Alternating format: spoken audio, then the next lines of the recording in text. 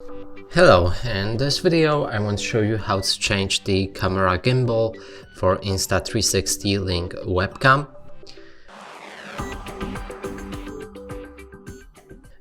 And to do this I'll be using Insta360 Link controller app on a Windows laptop. I shown you previously on how to download this specific app.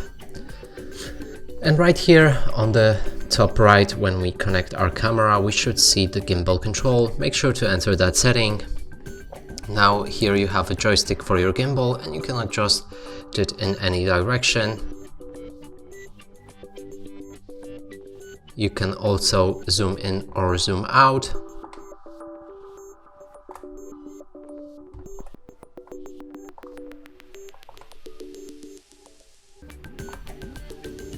And that's how you control the camera gimbal. And that's it for this video. Hope you like it. Please consider subscribing to our channel, leave a like and a comment below.